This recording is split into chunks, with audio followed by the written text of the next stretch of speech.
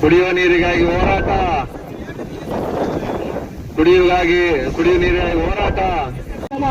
ಅಧ್ಯಕ್ಷರು ತಿಮ್ಮಪ್ಪಣ್ಣನವರು ಹಾಗೂ ಆ ಸಂಘದ ಸದಸ್ಯರು ಎಲ್ಲರೂ ಆಗಮಿಸಿದ್ದಾರೆ. ಇದೇ 4 ದಿನ ಇನ್ನು ಜಿಲ್ಲಾಧಿಕಾರಿ, ಮಾನ್ಯ ಶಾಸಕರು ಹಾಗೂ ಸಿಸಿ ರಸ್ತೆ ಚರಂಡಿಗಳನ್ನು ಮಾಡಲೇಬೇಕು, ಚರಂಡಿಗಳನ್ನು ಸ್ವಚ್ಛತೆ ಮಾಡಲೇಬೇಕು. ಗ್ರಾಮದ ಎಲ್ಲ ಸಮಸ್ಯೆಗಳನ್ನು ಸಂಬಂಧಪಟ್ಟ ಅಧಿಕಾರಿಗಳು ಬರಲೇಬೇಕು. ಸಂಬಂಧಪಟ್ಟ ಶಾಸಕರು ಬರಲೇಬೇಕು. ಜಿಲ್ಲಾಧಿಕಾರಿಗಳು ಬರಲೇಬೇಕು. ಜಿಲ್ಲಾ ಪಂಚಾಯತ್ ಸಿಇಒ ಸಾರ್ ಬರಲೇಬೇಕು. ಬೇಕೇ ಬೇಕು.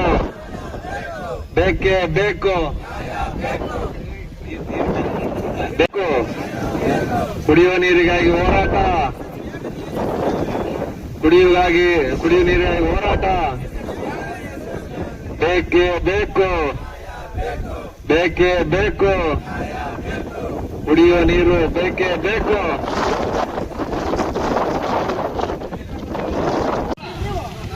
ಸ್ವೀಕರಿಸಿ ಎಂದು ಹೇಳಿ ಯಶಸ್ವಿ ಕೇಳಿಸುತ್ತಿದೆ.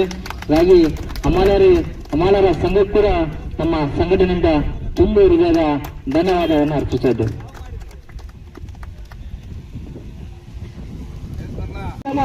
ಅಧ್ಯಕ್ಷರು ತಿಮ್ಮಪ್ಪಣ್ಣನವರು ಹಾಗೂ ಆ ಸಂಘದ ಸದಸ್ಯರು ಎಲ್ಲರೂ ಆಗಮಿಸಿದ್ದಾರೆ.